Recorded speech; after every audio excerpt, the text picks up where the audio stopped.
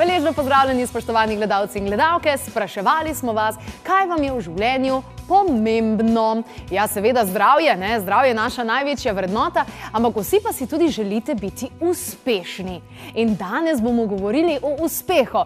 In seveda sem poklicala našega prijatelja, ki ga že dobro poznate. Pred kratkim je, kakšen mesec nazaj, gostoval, ko nam je prinesel svojo novico o misijonarki. To je Mihael Žmakar, ki sicer tudi vodi en tak odličen program Matrica uspeha, ki dejansko skrbi za to, da pomaga ljudem, da sami sebe spilijo, ne?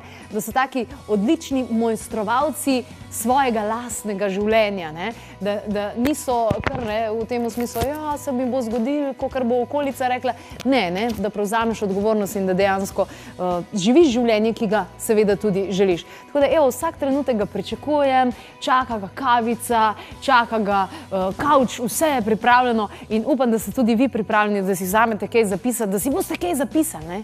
Kakšno tako zanimivo informacijo. Evo ga, kar naprej, dober dan. Zdravo. Hvala, da si prišel. Z veseljem. Evo, kar izvoli. Zdaj, nazadnje sva govorila o misijonarki. Ja, tukaj je. Zdaj? Aha, yes. Evo, izvod samo zate. Hvala Misijonarka lepa. karizmatične prihodnosti. Knjiga, ki se je tako dolgo čakala in prebuja. Sam nisem pa pričakovala, da bo tako debela. Ja, veš, kaj sem opazil, ko sem začel pisati za ženske, sem opazil, da so ženske tako skrivnostna bitja, da rabijo knjigo. Aha, se pravi, ok, hvala. Torej, to pomeni, da rabimo več kot 400 strani. Ta knjiga pomaga punci, ženski dami, da se res budi in da je res budna. Tako da zato je toliko strani, ker je noter na desetine in desetine realnih primerov žensk, fantastična mistična zgodba in pa resnični napotki za vsak dan. Tako da lahko vsaka ženska s to knjigo dejansko postane misijonarka. Ja. Hvala lepa. Z veseljem. Res hvala. Ampak danes bomo govorila pa o uspehu. Uspeh je pa nekaj, kar se nanaša tako na ženske kot na moške, seveda. Ne? Tale Matrica uspeha je tudi en tak zanimiv program, recimo. Ampak greva iz začetka. Kaj v bistvu sploh je uspeha? To pomeni, da imaš veliko denarja ali kaj to pomeni? Zelo dobro vprašanje. To sem tudi jaz opazil, da večina ljudi tega ne zna pri sebi definirati. Mi zdaj živimo v času, v katerem nam je nekdo drug povedal, kaj je uspeh. Ne? Na televiziji ves čas vidimo neke sugestije, kaj bi uspeh naj bil. Ampak v resnici, ko sem začel raziskovati pri sebi in pri drugih ljudeh, uspeh je tisto, da dosežeš tisto, kar si ti želiš doseči kot človek. Da uresničiš svojo misijo, evo, če se navežem na knjigo, da uresničiš svoje poslanstvo, to je uspeh. Zdaj pa kakšno je tvoje poslanstvo, kakšen je tvoj načrt za tvoje življenje, je pa čisto odvisno od posameznika. Mogoče za nekoga uspeh, da ima veliko denarja, mogoče za nekoga uspeh, da je zdrav, mogoče za nekoga uspeh, da ima lepe otroke, mogoče za nekoga uspeh, da živi mirno v srcu. In je to. Se pravi, je uspeh, definicija le tega, mogoče naša izbira. Ne? Niso tukaj napisana pravila 10 000 evrov na računu, tak in tak avto, lastno stanovanje, da ne živiš, ne za najemnino. Ampak, uspeh je tisto, če tebe nekaj spopolnjuje in ti omogoča, da se izražiš kot človek na ta način, z vsemi darovi, ki jih imaš in ti ob tem uživaš in pomagaš drugim, ne vem, to je potem nakazuje nek uspeh. Ali si uspešen takrat, ko dosegaš svoje cilje? Ja, si uspešen takrat, ko dosegaš svoje cilje, ampak moramo tudi tukaj potem razumeti, kakšne so cilje. Ker ljudje včasih imajo cilje, ki niso njihovi. In če ti dosegaš cilje, ki niso tvoji, potem lahko tukaj pač ne vemo, kakšno uspeho lahko govorimo. Ne? Če pa ti dejansko imaš močne cilje za svoje življenje, močno vizijo, močen namen in to dejansko uresničuješ, potem pa si uspešen. Ampak kaj pa je tisti glavni razlog, zakaj ljudje niso uspešni pri svojih ciljev, zakaj jih ne uresničujejo? O tem sem res veliko poslušal ljudi, ko hodijo k meni že zadnjih par let in sem gotovil, da je glavnih razlogov mogoče malo več, ampak bi teh par ključnih izpostavil.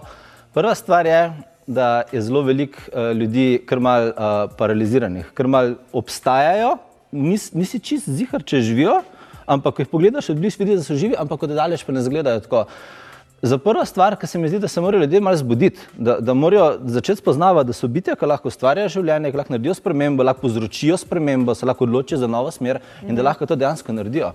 Večina ljudi ne razume tega, da imajo možnost samoustvarjanja, da lahko grejo levo, desno, gor, dol, severovzhodno, kamorkoli želijo. Ne rabijo drugih ljudi, da jim povejo, kam morajo iti. To se pravi, to je prva stvar, move it, da se premaknemo sploh. Potem sem gotovil, da je zelo pomembno, da si ljudje zberemo smer v življenju.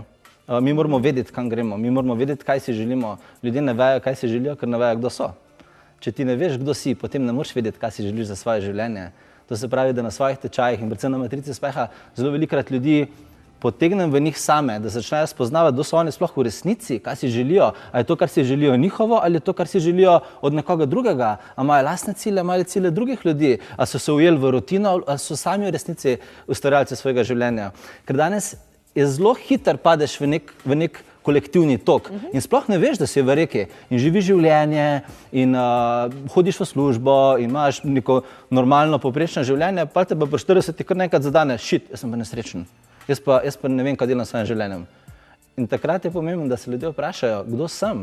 Ko ti enkrat veš, kdo si, veš, kaj si želiš, veš, s kom si želiš. No pa se ne rabiš do 40 čakati. Večina ljudi dobi ta moment takrat, ne. Zato pa sem vesel, ko pridejo k meni ljudje, ko so stari 20, 25, 18, 30, ne, zato da ne rabijo do 40 čakati. No, to je super. Ampak takole, ne, ko opazujem recimo različne ljudi, ki oddajajo neko energijo uspeha, ne, ali pa to tašnika ne. Imam občutek, da eni morajo res se namatrajo v svojemu življenju, ne, zato da so uspešni, ne. Potem imaš kakšne take, ki malo miknejo s prstom, ne, pa se jim vse stvari kar postavijo tako, kar se morajo, ne, pa kakšni, ki se trudijo, pa kar ni nič od nič, ne. Zakaj misliš, da je tako? A ni to zanimivo? Je, res je zanimivo, čas se zdi mogoče malo nefer, ne, nekdo celo življenje bluzi, pa enkrat nekaj naredi, pa mu rata čez noč, po domač povedan, ne, nekdo pa se res ves čas deluje, matra in ni tistega rezultata, ki se ga želi. Razlog, ko sem ga jaz opazil, zakaj zelo veliko ljudi v Sloveniji, ki so pridni, ki imajo delovne navade in garajo in se trudijo in ne dosežejo na koncu tistega, je preprosto, ker ne hodijo po svoji poti. Če ti slediš načrtu nekoga drugega, potem ne moreš pričakovati, da bo ta načrt tako dobro deloval za tebe, kot za tistega, ki ga je ustvaril. Ljudje rabimo lasten načrt in zelo malo ljudi sem opazil v Sloveniji, da so sledili lastnemu načrtu, pa da niso uspeli. Skoraj vedno človek, ko se odloči, da bo poslušal sebe in naredil potrebne korake, vedno pride tja, kamor si želi. Res pa je, da obstaja še en karmični aspekt. Ljudje se večkrat reinkarniramo in nabiramo določene dušne izkušnje in določene dušne odločitve sprejemamo in na podlagi teh odločitev, to je seveda mogoče pogovor z drug tečaj ali pa drugo oddajo, ampak je pomembno, da se dotaknemo. Včasih ljudje prinesemo predispozicije o delovanju, materializaciji, uspehu na zemljo že ob rojstvu in potem ob rojstvu izpolnjujemo svojo karmo. Ampak to ni izgovor, da večina ljudi ne more svojega življenja spremeniti. Dejstvo pri karmi je, da lahko mi vedno karmo ravnovešamo sami. Mi smo lastniki karme v resnici. Jaz odločam, ali bo karma za mene pozitivna ali bo negativna. Jaz odločam, ali bo neka stvar za mene delovala ali ne. To se pravi, da vedno začnem pri sebi. To je v bistvu core matrica uspeha tečaja. Ok, se pravi, takole, če gledam, pač veš, da me te tematike zanimajo in da pač raziskujem, ogromno programov sem našla, ki so v tem smislu, naredi to, pa to, pa to, pa to, pa bo vse ok. Ampak to, kar mi pa ti govoriš, imam pa zdaj občutek, da se mačken drugače lotiš teh stvari, v tem smislu, da pač ni recepta, kamo slediš, ampak je vodilo oziroma ti človeka vržeš, da gre svojo pot, ne da gre tvojo pot ali pa da sledi tvojemu receptu. Jaz niti ne želim dajati recepta drugim ljudem, zato ker moj recept je moj recept in deluje in je narejen za mene. Jaz ne morem potem vedeti, da bo ta recept deloval tudi za druge ljudi. Lahko pa drugim ljudem objektivno pomagam razumeti njihovo podzavest, njihov način delovanja, njihove talente, njihove strahove, njihova čustva. In ko enkrat človek razume pri sebi te ključne področja življenja, ključne dejavnike, potem zna sam ustvarjati z njimi. Če jaz nekomu dam samo sestavine, kaj bo pa on z teh sestavin naredil, ali bo naredil torto, ali bo spekel kruh, ali bo naredil pito, ali bo naredil štrudel, je pa njegova odločitev. Se pravi, ti daš samo orodje. Tako je. Jaz se tudi ne čutim, ne zdi se mi fair, da bi jaz komorkoli govoril, kaj moram s svojim življenjem delati. Navsezadnje vsak človek za sebe, če se posluša, najbolj sam ve, kaj mora narediti z njim. Se mi zdi pa zelo pomembno, da včasih katerega človeka spomnim na to, kaj v resnici ima na voljo in na druge možnosti in na druge smeri. Potem je pa seveda na vsakem človeku posebej, na individualcu, da sprejme odločitve, ki jih potrebuje sam. Mečkam se mi zdi, da smo v eni taki družbi živimo, ne, kjer je najlažje odgovornost dati na enega drugega. V tem smislu, lej, jaz bom tebi plačal, ti se samo odloči za mene, kaj je tisto, kar bo meni delovalo, pa da bom jaz uspešen. Oziroma včasih, recimo tudi pri zdravju, ne, vidim, da to ljudje bi imeli najraje to, da bi še mi namesto njih jedli vse te stvari, da bojo oni lahko zdravili. Ne. Se pravi, govoriš tudi o prevzemanju odgovornosti. Absolutno. Prevzeti odgovornost za svoje življenje se mi zdi najpomembnejša stvar, kar se moramo ljudje življenje naučiti. To, da vemo, da smo sami odgovorni za svoje življenje. Res je, da danes zelo veliko ljudi pričakuje, da bojo strokovnjaki poskrbeli za njega. To je tudi razlog, zakaj tukaj veliko ljudi hodi k raznim svetovalcem, k raznim zdravnikom. V bistvu, če bi se ljudje vprašali in prisluhnili samo sebi, bi večino odgovorov dobili, ne? Ampak, kot si že prej rekla, da večina ljudi pričakuje od drugih ljudi, da rešijo njihove probleme. To je tudi razlog, zakaj je večina ljudi nesrečnih. Ker dejstvo je, da 90% današnje družbe ni izpopolnjene. Mogoče zgledajo nazven zadovoljni, pa imajo zdrave otroke, pa imajo avto, pa imajo počitnice enkrat, dvakrat na leto, pa imajo neko normalno evropsko življenje. Ampak, če pa večino ljudi pogledaš v oči, rečeš, da mi iskreno povej, a veš, dobenega ni okoli. A si srečna, si srečen, si izpopolnjen, si naredil tisto, kar si želiš? Si dosegel svoje mladostniške ali pa trenutne sanje, pa večina ljudi tiho in bo začela razmišljati. Treba je zrušiti verjetno par stvari, preden lahko na novo začneš postavljati, ha? Ko sem delal program Matrica, se mi je zdelo najbolj revolucionarno, da bomo na programu rušili pravila. Tako se mi je zdelo, da današnja družba vse, vključujoč vsi ti sistemi, šolski sistemi, medijski sistemi, vsi ti sistemi ves čas sugestirajo in posledično gradijo človeka. In na koncu človek po 40 letih, 50, 30 sploh ne ve, kdo je. Zato, ker ga ves čas nekdo drug gradi. In ves čas ljudje sledijo nekim pravilom in večina se sploh ne vpraša, so ta pravila v redu ali niso v redu. Enostavno, to delamo zato, ker si tako delajo, ali pa to delamo zato, ker se že celo življenje tako dela. Ne? Ampak ta način delovanja te pripelje tja, ker je večina, kar smo pa že prej omenili, da večina ni izpopolnjena. To pomeni, da moramo mi v življenju zrušiti nekatera pravila, po katerih živimo. In rušenje pravil je eno izmed glavnih vodil Matrice uspeha. Mi rabimo vsakemu posamezniku, ko pride na tečaj, pogledati, po katerih pravilih ona živi, in če niso ustrezna, jih rabimo zrušiti in ustvariti novo pravilo za njega, njo, ki bo delovalo za njo. A se strinjaš z mano? Jaz sem opazila, tudi pri sebi, nažalost, da živim po programu, noč in dan moraš delati, da boš imel kaj denarja. Ja. V tem smislu, da je treba res ogromno delati, da boš imel denar. In se mi zdi, da kar vsi v Sloveniji nekako jadramo, potem pa imam kakšne prijatelje iz tujine, recimo, oni tukaj malo delajo, so skozi na dopustu, pa imajo ful denarja. To je res. To je spet eno izmed pravil, za denar je treba garati, ne? Ja. Če dobro pogledamo, kaj je denar? Denar je posledica. Česa? Je nekega pač dela. Tako. Če mi delujemo pametno, pa efektivno, v skladu s tem, kar imamo, potem je to delo lahko hitro opravljeno in je lahko rezultat hitro tukaj. Ne? Večina ljudi dejansko gara za denar in dejansko švicajo ob tem in jih križ boli, ko so stari in imajo vse možne simptome garanja, zato ker so celo življenje sledili zapisu usode nekoga drugega. Če človek deluje v skladu s svojo energijo in razume svoj čustveni sistem, pa svoj mentalni sistem, pa svoje telo, pa svoj duhovni sistem navsezadnje in vse to usklajeno uporablja, potem ne rabimo mi neke količine, ampak rabimo efekt. Potem lahko tak človek, ki ima vsa telesa noter usklajena, zelo efektivno deluje, zelo hitro. Potem je lahko človek skozi na počitnicah pa služi denar. Eno izmed pravil velja v Sloveniji, da greš dvakrat na leto na počitnice. Enkrat na polet za en teden na morje, pa ne vem, pozim za en teden smučati ali pa na pohode. Ja. To je pravilo. Zakaj ne bi mi šli vsak mesec na morje? Zakaj ne? Podpišem. Ja, mislim, da bi veliko ljudi, ne? Zakaj ne bi vsak mesec ljudi šli na morje? Zakaj? To je samo pravilo v glavi. Treba je organizirati življenje na tak način, da lahko mi potem si to prvošmo in dosežemo. Ampak to je samo program, ki ga imamo ljudje. Zakaj morajo pravijo, da treba spati 8 ur na dan? Ne, ti moraš sebe pogledati, koliko realno ti potrebuješ spanja na dan. Jaz poznam ljudi, ki spijo 4 ure na dan in ljudi, ki spijo 12 ur na dan, pa ni z nobenim nič narobe. Ampak samo to je njihova resnica. Vsak pa živi svojo resnico. Ne? Ja, vsak mora živeti svojo resnico. Isto, ne vem, si stara 30 let, pa te ljudje, kako pa je s tabo narobe, da še nimaš otrok? To je spet eno izmed pravil. Ogromno je teh pravil, ko ljudje živijo po njih, slepo sledimo in se sploh ne vprašamo, pišejo, a so sploh pravi za nas, a so sploh pravi za nas. Zanimivo.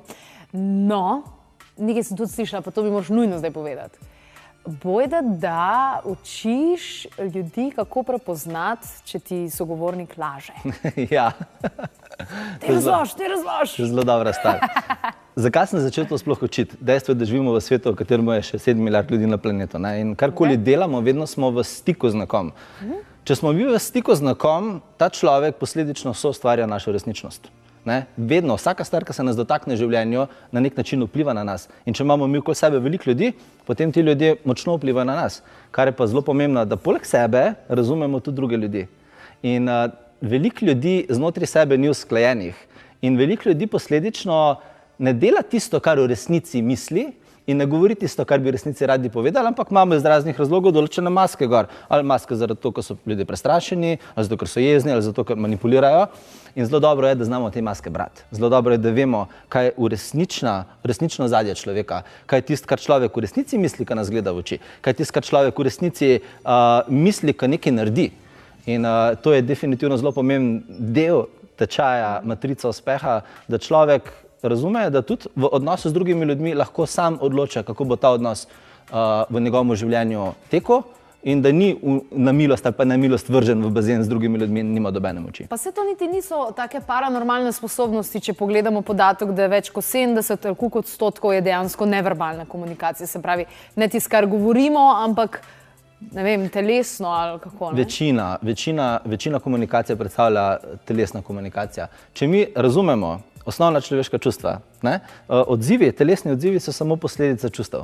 Ne? Če mi razumemo osnovna človeška čustva, potem vemo, kdaj je človek pred nami prestrašen, vemo, kdaj je človek jezen, vemo, kdaj je človek ne zaupa, vemo, kdaj si človek nekaj želi, pa tega ne more izraziti, in potem samo primerjam to čustveno sliko z tem, kar on pove, ali pa s tem, kar si on želi, ali pa s tem, kar on izraža fizično. In ko vse te elementale imamo na platformi v svojih mislih, potem lahko enostavno preberemo, kdo je človek v resnici. Ja, sem to mi boš zdaj rekel, da vse te stvari, pa ne moreš se to zdaj v 4-urni delavnici naučiti. Tečaj traja 4 mesece. Aha, ok. Ja, tečaj traja 4 mesece, razdeljen je na 4 aspekte, to se pravi, začnemo s telesom, fizični aspekt, na tem aspektu dejansko optimiziramo telo, pogledamo, kje so tiste osnovne luknje v fizični energiji, ki jih ima večina ljudi. Preprosto s fizičnim aspektom začnemo zato, ker se večina ljudi telesa najbolj zaveda. Tukaj lahko večina ljudi razume, aha, obstaja, trdo je, deluje, imam ga, to se pravi, da lahko nekaj z njim naredim. Ne? Potem je pa naslednji aspekt, vmes je seveda en mesec prostora, mentalni aspekt, ker se pa dotaknemo rušenja pravil, miselnih vzorcev, tega, kako delujejo možgani. Potem pa delamo zelo zanimive vaje, kako prebuditi speče nevrone in sinapse v možganih, ki jih večina ljudi ne uporablja. In učimo se brati ljudi, učimo se spominskih tehnik, s katerimi se lahko ljudje zapomnimo za celo življenje stvari. Učimo se, kako se naprimer v 2 do 3 mesecih naučiti katerokoli stvar na svetu, tako močno, da pridemo v 20% najboljših. Vse to so triki in pravila, ki jih imamo ljudje na razpolago, ampak jih v resnici ne izkoriščamo. Potem je tretji čustveni aspekt, tukaj zelo veliko ljudi jokajo, se smejijo, zato ker se dotaknemo čustvenega sistema človeka. Čustven sistem človeka je eden najmočnejših informacijskih centrov v telesu. Če mi znamo brati čustva, znamo vse na svetu delati. In večina ljudi se skriva pred svojimi čustvi, večina ljudi ne ve, kaj se znotraj njih dogaja. Zato na tem aspektu ljudi učim, kako brati čustveno opozorilne znake. Da ne rabijo ljudje nikoli zapaditi v težko situacijo v življenju, še preden se nam nekaj katastrofalnega zgodi v življenju, kot so naprimer bankrot, ločitve, bolezen fizična, že zdavni prej. Mi dobivamo na tisoče in tisoče opozoril. In ta opozorila jaz učim ljudi brati. To se pravi, da ko enkrat človek sprejme odgovornost za svoje čustva, nikoli več ne rabi priti tako daleč, da bi dejansko trpel v življenju. Ja, jaz sem pri sebi ugotovila, da sem kar precej let svojega življenja bežala pred čustvi in sicer to zakamuflirala na ta način, da sem pridobivala znanje. Ja, čustva razgaljajo človeka in pokažejo, kdo so. Ja. In ljudje uporabljamo vse mogoče metode, da se ne soočamo z njimi. Zato, ker čustvo ne moreš lagati. Čustvo, a veš, če si ti nesrečna znotraj sebe ali pa srečna znotraj sebe, tako je. In ne moreš ti svoje nesreče odstraniti preprosto iz sebe, sam s tem, da daš pozornost na drugo stvar. Jaz sem isto delal. Jaz, ko sem bil 20 let star, sem delal vse možne stvari, da sem se izognil lastnemu občutku neizpopolnjenosti znotraj sebe. Pa sem se rabo po eni točki prizemljiti in prizemljil sem se na ta način, da sem se mogel soočiti z vsem čustvenim prahom znotraj sebe, vse, kar je bilo naložen v meni in secirati čustven sistem. In ko sem enkrat osvobodil svoje čustva ven in se začel izražati in začel delovati v skladu z notranjo resnico in nehal dekompresije delati lastnega čustvenega sveta, potem se je vse pod narekovaj čudežno začel urejati. Zanimivo. Vse se zgodi, ne? Vse se zgodi z namenom, zato je pa še četrti aspekt, je pa duhovni aspekt. To je pa duhovna energija, potencial, ki ga ima večina ljudi in se ga večina ljudi na zemlji ne zaveda. Večina ljudi še razume telo, še nekako vejo, da so misli pomembne, vejo, da čutijo, ker imajo čustva, ampak duhovna energija, meditacija, čakre, energetska polja, kako razbirati energijo z energetskih polj, ustvarjanje duhovnih povezav med ljudmi, tega pa večina ljudi več ne. Tukaj se pa ustavi. Ja, tukaj se pa ustavi. In to je pač ena stvar, katero se na duhovnem aspektu peljem celotno skupino v to področje, da vidijo, da so v resnici veliko več, kot pa samo bitje z telesom in lastnim načinom razmišljanja. Super, odlično. Ful dobro. Navdušena.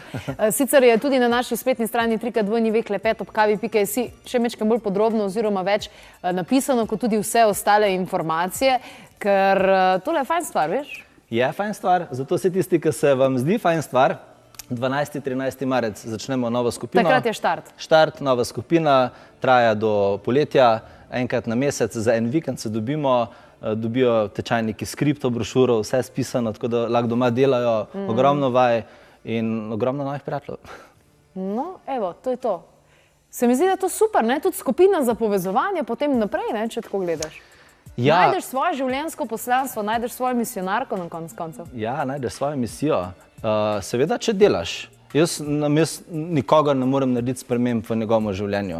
Jaz lahko človeka primem za roko in rečem, pred mano ti bom pokazal, kaj je tisto, kar lahko ti narediš, kar lahko hitreje narediš, ampak dejstvo je, da mora pa človek stopiti sam. Ampak je pa lažje stopiti sam, če je ob tebi nekdo, ki je že stopil tja, kamor ti stopaš. Tako. Ali pa so ob tebi ljudje, ki te razumejo in te podpirajo. Tako da zato so te delavnice izjemne in vsako leto 2 ali pa 3 skupine zaključijo ta tečaj in rezultati so fascinantni. In pridejo ljudje zmedeni včasih in prestrašeni in ne vejo, kaj bi s seboj in končajo po 4 mesecih polni energije s fokusom v življenju. Ampak je proces. Proces. Tako vsaka stvar, proces. Odlično. Ja. Hvala ti za vse te informacije, pa hvala ti za veseljem tole. in lepo branje ti želim. Evo, danes bo začela. Takole, evo, kot ste slišali, 3x2 klepet.kavi.si, mnogo informacij, sicer pa naj vam bo svet lep. Mua!